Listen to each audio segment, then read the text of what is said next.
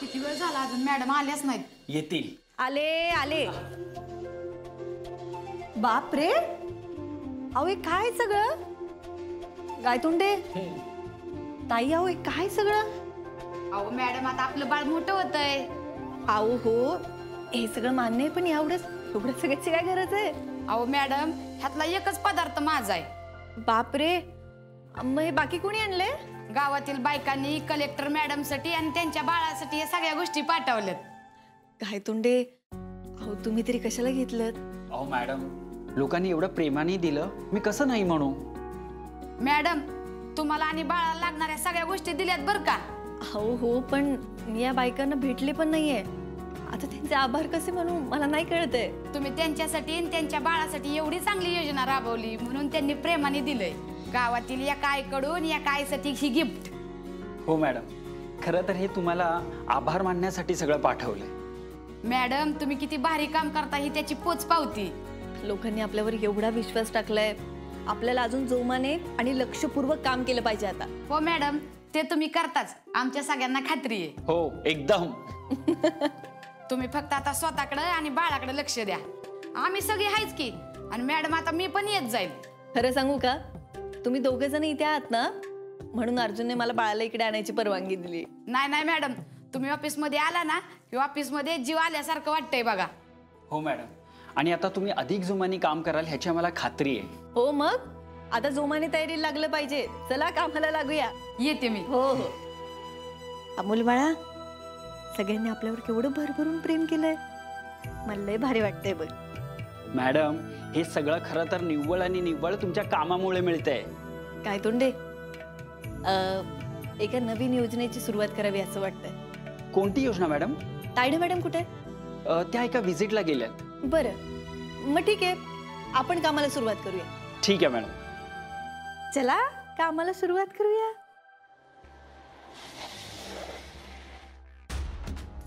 चल येऊ का? फोन करते माझं झालं की.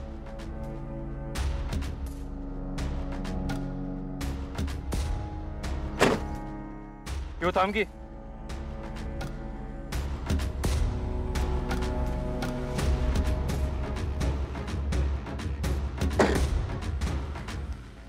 काय रे? मला एक विचारायचं होतं. हा बोल. सुजय बोल, आता आडेवेडे घेऊ नकोस. तुझ्या नावावर लोन काढायचं का? काय? अगं, सरकार पैसे द्यायला नाही म्हटलेत ग, आणि इकडे इन्व्हेस्टर माझ्या बोकांटी बसलेत. पैसे दिले नाही तर जमीन लिहून घेतील. हा, असं कसं जमीन लिहून घेतील? आपण जामीन म्हणून काय ठेवलं नव्हतं ना, म्हणून. सुजय, तू लोनचं म्हणतोयस खरं, पण आपण एकदा माझ्या नावावर लोन केलं ना तर 10-12 वर्ष कुठं चालता येणार नाही आपल्याला. अगं नाही, एवढे वर्ष लावायचेच नाही लोन फेडायला. पिऊ लवकरात लवकर फेडू आपण. लवकरात लवकर? एकदम एवढा पैसा कुठून आणणारेस तू? मी करण काहीतरी, पण ह्यांच्यापासून माझा पिछा सुटला पाहिजे. डोकं आउट करून ठेवलं का माझं यांनी. आता मला कळतंय लोक असं का करतात ते. असं म्हणजे? लोन असल्यावर सुसाईड करतात ना लोक. सुजय, असला विचार डोक्यात पण आणायचा नाही सा. अगं नाही, असा काय विचार करत नाहीये मी. किती घाण प्रेशर असताना हे कळतंय मला, असं म्हणतोय मी. बर, 2 दिवस दे मला, मी बघते पैशांची काही जुळवाजुळव करता येते का. ठीक आहे. आणि हे बघ, यातलं काहीच आरूच्या कानावर जाता कामा नाही. नाही म्हणलं तरी त्याला आता सगळ्या गोष्टी कळतात. नाही नाही, अजिबात नाही. आणि सुजय, अजून एक गोष्ट, किती प्रेशर असलं तरी दारूच्या बाटलीला हात लावायचा. येडी का तू? असलं काय करणार नाही मी, कळतं मला. पण तू सल्ले देऊ नका आता मला. तू चिडू नकोस. सल्ले देते म्हणजे? हा, कळतंय मला, माझ्याविषयी वाटतंय तुला, कळतंय मला, पण असं काय करणार नाहीये मी आता. ठीक आहे, शांत हो, चिडू नकोस. बघूयात आपण काय मार्ग काढता येतोय का.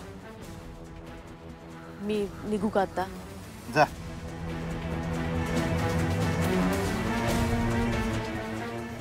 काय त्याच्या मारी बायको पुढे हातपात्राची वेळ आणली माझ्यावर आप्पीने, आणि ही तर मला अकला शिकवत बसली.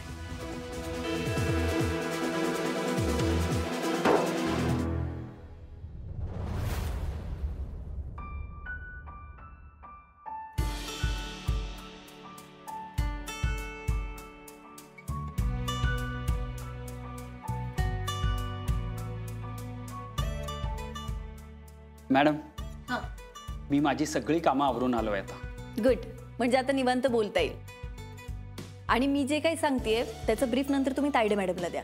हो अर्थात मी नोट्सही काढतो मग. हां गुड. मॅडम हो एक बोलू? हो बोला की. तुम्ही या खुर्चीवर बसून बाळाला दूध पाजताय आणि कामही करताय हे बघून खरंच खूप बरं वाटलं. थँक्यू गायतोंडे. खरं तर मला हे सगळं सांभाळता येतंय याचं छान वाटतं. मॅडम ही कृती जरी साधी वाटत असली ना तरी यामागे खूप मोठा संघर्ष आहे. आणि मला त्याची पूर्णपणे जाणीव आहे. एक आई म्हणून सुद्धा आणि एक बाई म्हणून सुद्धा. गायतोंडे याचबद्दल जरा बोलायचं होतं. बोला ना मॅडम. तुम्हाला दीपा आणि अण्णा यांच्याविषयी काय वाटतं? मॅडम दीपा फारच साधी बाई आहे पण तो अण्णा काम चुकार आणि जुगारी आहे. नाही हो गायतोंडे, अहो ते दोघे एकदम साधे आहेत. अहो मॅडम तो अण्णा काही साधा नाही आहे. तो संकल्पाच्या विरोधात बोलायलाच तयार नव्हता. अर्थात संकल्पने त्याला पैसे दिले होते पण ती बिचारी दीपा ती एकटी तयार झाली. तिने आपल्या बाळाचाही विचार नाही केला. तिने फक्त तुमचा आणि तुमच्या बाळाचा विचार केला आणि सगळं खरं खरं सांगितलं. तोच तर मुद्दा आहे ना गायतोंडे. अण्णावर पूर्ण घराची जबाबदारी आहे, म्हणजे त्याला पैसे कमवणं भाग आहे. आणि जर त्याला जमत नसेल तर दीपाला. आपल्या भागात ना बऱ्याचशा महिलांची हीच परिस्थिती आहे. नवऱ्याला नीट पैसे नाही कमवता आले ना की त्या बायकांना नीट घर नाही चालवता येत आणि मग या अशा गुन्ह्यांना त्यांना बळी पडावं लागतं. हो मॅडम बरोबर आहे तुमचं. गायतोंडे त्या दिवशी दीपा भेटली ना त्या दिवसापासून माझ्या डोक्यात घोळतंय. म्हणजे बघा की माझ्या अमूलला तिने स्वतःच्या मुलासारखं सांभाळलं, केवढा जीव लावला. आणि तिच्यावर हे सगळं करण्याची वेळ आली कारण ती हतबल होती. पण मॅडम या दीपापेक्षा त्या अण्णाचा दोष जास्त आहे. असेलही, मी नाकारत नाहीच आहे. हो पण मॅडम आपण काय करणार यात? गायतोंडे मला असं वाटतं की आपण गावातल्या बायकांना कामाची संधी उपलब्ध करून दिली पाहिजे. त्यांना सक्षम बनवलं पाहिजे. जर त्या सक्षम झाल्या तर त्यांची कुटुंब सक्षम होतील. आणि आपण दीपाच्या बाबतीत बघितलंच की ती जर घर सांभाळू शकते तर ती घर चालवूच शकते. Correct madam. हे आपण नक्कीच हिरकणी योजनेअंतर्गत करूच शकतो. हो करूया की, माझी काहीच हरकत नाही. हां पण गायतोंडे त्याआधी मॅडम मला आता तुमचा काम करण्याच्या पद्धतीचा अंदाज आलाय. तुम्ही या सगळ्याची माहिती घ्या. Yes madam. मॅडम गावातील महिला पापड लोणची स्वेटर हे घरात राहून करूच शकतात. ओ बाळा, अहो गायतोंडे हे सगळं मान्य आहे. अहो पण आता अजून किती दिवस असं पापड बनवून लोणची बनवून त्या घर चालवणार आहेत? काहीतरी ठोस पाहिजे का नाही? येस ठोस पाहिजे काहीतरी मॅडम. नक्कीच मी माहिती काढतो आणि त्यातनंच आपल्याला नक्की काहीतरी आणखीन माहिती मिळेल. मी आपल्या लोकांनाही सर्वेक्षणासाठी पाठवून देतो. हो चालेल. आणि मी स्वतः येईल सर्वेक्षणाला. मग आपण ही योजना बनवूया. ठीक आहे मॅडम. या. Yes thank you. हो हो रे बाळा.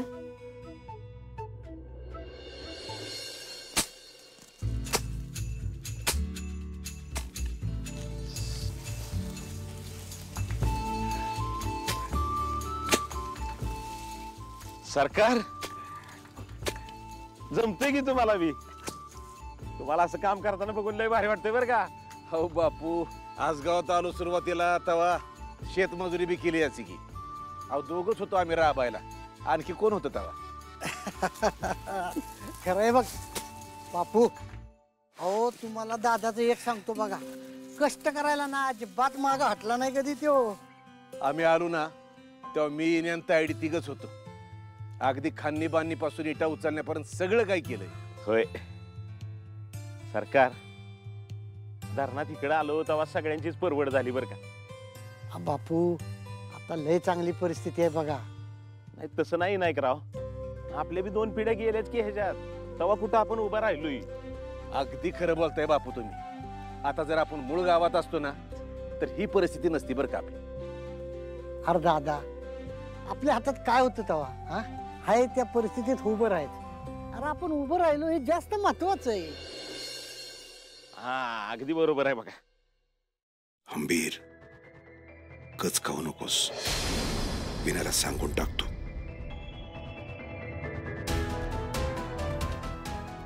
विनय, आपल्या बेंदातल्या आंब्याला मोहर लागला का रे? अरे मोर काय रे लागले असतील आतापर्यंत. चल की तुला दाखवतो. चल चल बापू, जरा आंब्याकडे जाऊन येतो आम्ही. या या या जाऊन या.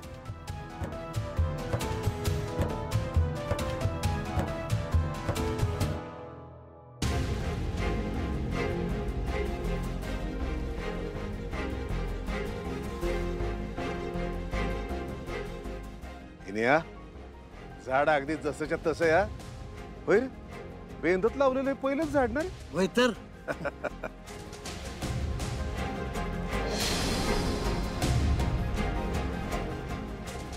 तिने मला तुला काहीतरी सांगायचंय रे. दादा, माझ्या हिनं लावलेलं झाड आहे, तिच्या माहेरनं कलम घेऊन आली होती, आठवते का तुला? हा हा. लई वेळेला इथं येऊन बसतो बघ मी. अरे दुपारच्या टायमाला जरासं पडू वाटलं ना तर असा डुलका लागतो ना इथं की बस. झाड चांगलंच बहरलंय रे.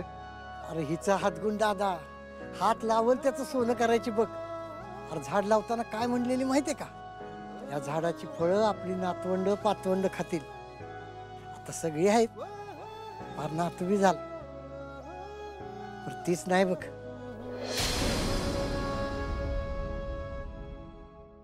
तुला आठवण येते का रे वर्षाची? आठवण? अरे आठवण यायला विसरलोय कधी? हा, अर्जाला मला तर एक दिवस बी असा जात नाही बघ तिची आठवण आल्याशिवाय. मला बी वाटतं रे, वर्ष पाहिजे होती आता. हा, अर्जा तर म्हणत असतो त्याची आईच त्याच्या पाठीशी आहे नियती म्हणून. मग खरंच बोलतोय तो. अरे नियतीच आहे सगळी. दादा, तू काय म्हणत होतास? हे सत्य विण्याला काही बोलू शकत नाही मी. त्याचा जीव अजून तिकडच अडकलाय. समजून नाही घेणार त्यो. दादा, हा? अरे नाही नाही, काही नाही. तू म्हणतोयस ना तेच अगदी खरंय बघ. या आंब्या खालनं हालूच वाटत नाहीये बघ. एकदम गार वाटतंय. ये की मग बसूया थोड्या वेळ.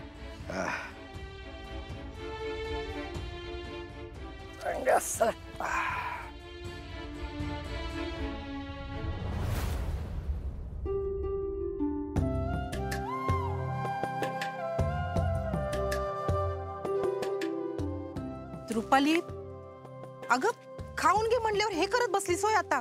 अहो आई, अमोलेच्या त्याचे कपडे वाळली पाहिजेत. आधी त्याचे कपडे धुवून घेते आणि खाते की नंतर. अगं बाळाचे कपडे आहेत की अजून? अहो त्याची कपडे किती वेळा बदलायला लागतात ना तुम्हाला माहित नाही अजून. उगाच कमी नकोत पडायला, पटकन धुते. बरं बाई, चल दोघी मिळून धुऊयात. नाही नाही नको, तुम्ही थांबा, मी धुवून घेते. कशाला तुम्हाला त्रास उगाच? हाय का आता? अगं त्रास कसला त्यात? अगं नातवाचं एवढं सगळं करायला मिळतंय ना, हे भाग्य आहे बघ माझं. खरंय. आणि आपला अमोल बी लई भाग्यवान आहे. त्याला तू आणि आप्पी सारख्या आई लाभलात.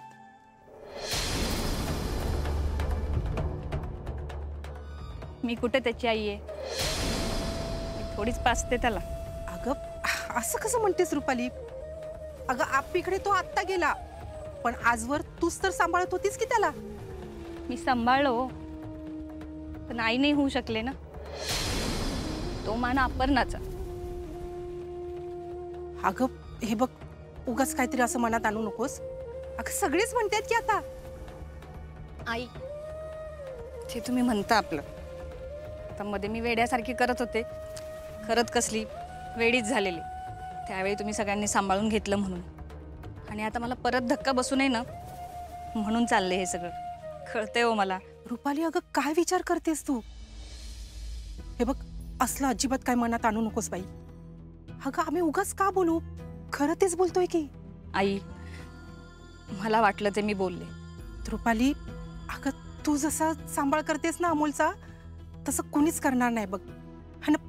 आणि मी बी आता अर्जुनला वाढवलं की, आणि तो बी मला आई समान मानतो. अर्जुन भाऊजींची आई गेल्यानंतर तुम्ही त्यांना सांभाळलं, पण त्यांनी तुम्ही आई नाही झाला ना, काकीच आहे की. रुपाली, अगं काय बोलतो? त्यानं कुठं फरक पडतोय? पण त्याचं आणि माझं नातं असंच आहे, आई आणि मुलाचं. असं कसं म्हणते आई? फरक पडतो की. अर्जुन भाऊजींना किती वेळा त्यांच्या आईची आठवण येते. अकाली गेली ग बिचारी. लई जीव लावायची बघ सगळ्यांना. आणि त्यात अर्जुन तिचा पोटचा पोरगा म्हणल्यावर. तेच पोटचा पोरगा. अहो हेच म्हणतेय की मी. हे बघ रुपाली, तुला वाटतंय ना तू अमोलची आई आहेस म्हणून? मला वाटतं हो मी अमोलची आई आहे. भाऊजी आणि आपणाला काय वाटतं काय माहित. रुपाली, मला तुझ्या जरा सह्या हव्या होत्या आपल्या बँकेच्या जॉईंट अकाउंटसाठी. लगेच पाहिजेत का? हो, मला तो फॉर्म बँकेत द्यायचा आहे ना. हां.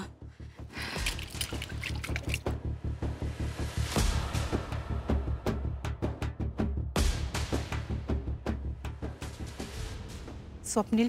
हां? रुपाली आता काय बोलली ऐकलं ना तू? हो. अपर्णा आणि अर्जुनला काय वाटतं असंच ना?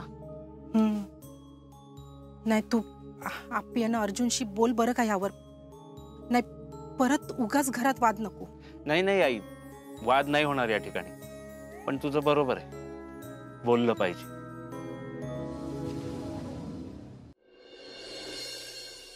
आप्पे अमोल रडत नाही ना का ऑफिस मध्ये? अजिबात नाही. अमोल खरंच खूप शांत मुलगा आहे. बापावर गेले पोरग. अजून एक जोक सांग. जोक केलं मी? हो. होय. बाबांनी जोक केला. अर्जुन तुझं काय चाललंय तू सोड. येऊ का अर्जुन? नाही मी नंतर येऊ. अरे नाही नाही, आम्ही जस्ट आता आवरून येणार होतो डिनरला. आणि हा विषय सुरू होता की अमोल कोणावर गेलाय. हा विषय सुरू होता. हा दादा तू सांग की कोणावर गेलाय अमोल आपला? अमोल गुणी आहे. गुणी आहे. अपर्णावर गेलाय. तुम्ही सगळेजण मिळून ठरवून आप्पीची बाजू घेता का? नाही मला आहे ना, मला आता एक गोष्ट कन्फर्मच झालेली आहे. हे घर आहे ना हिचं आहे आणि मी गावलोय पंढरपूरला पायरीवर. नाही नाही अर्जुन, असं अजिबात नाहीये. मग आणि काय तुझे गुण पण आहेत अमोलमध्ये. हा पण ते आत्ता कळत नाहीये. लहान आहे ना तो, जुगाड शिकला ना.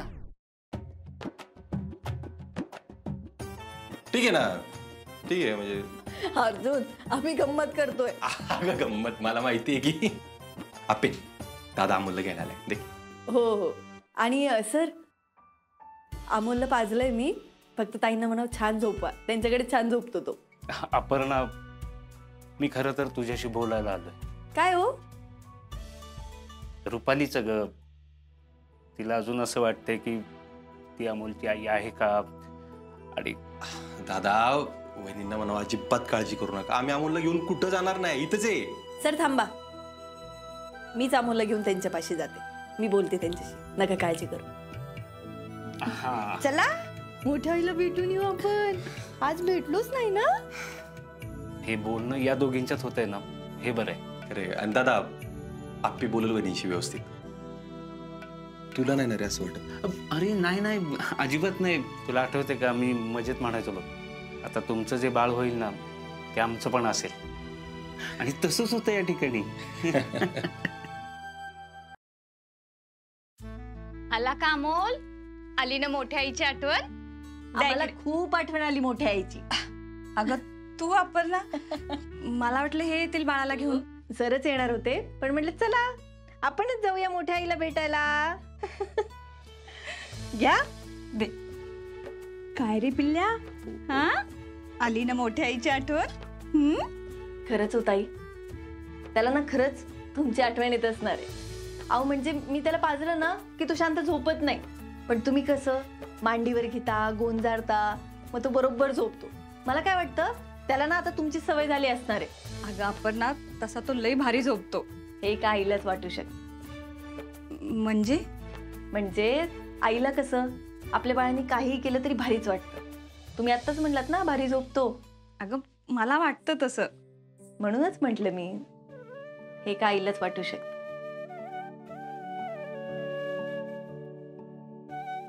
त्याच्याही तूच आहे अपर्णा. मला थोडी बाळाला दूध पाजता येते. बाळाची भूक भागवू न शकणारी कसली आली ग आई. ताई, बाळाला काय फक्त पोटाचीच भूक असते का? अहो असं नसतं ताई. बाळाला सगळ्यात जास्त भूक असते ती मायेची, प्रेमाची. आणि तुम्ही अमोलला किती जीव लावता ताई. खरंच? हा म्हणजे आता हे खरं आहे की अमोलला मी 9 महिने माझ्या पोटात वाढवलंय. माझ्या रक्तमासाचा गोळा येतो. मला त्याच्याविषयी वाटणं खूप साहजिक आहे ताई. पण एका मंदिराच्या पायरीवर सापडलेल्या बाळाला एवढा जीव लावणं, आई पण म्हणजे दुसरं काय असतं ताई? काय माहित, मला वाटत राहतं बाई. मग तेच म्हणतीये, आता असं अजिबात नाही वाटून घ्यायचं. अमोल तुमचा मुलगा आहे माझ्या आधी. तुम्ही आहात त्याच्या मोठ्या आई. यानंतर आता हे परत डोक्यात आणू नका.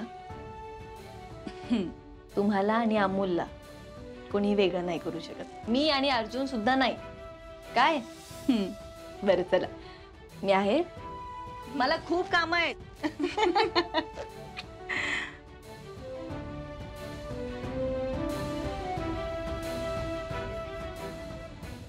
काय रे अमोल, तुला खरंच आईची आठवण येते?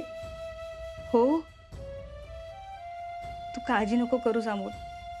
ही तुझी मोठी आई आहे ना, ही तुला सोडून कधीच जाणार नाही, कधीच. कायम तुझ्या बरोबर असणार आहे.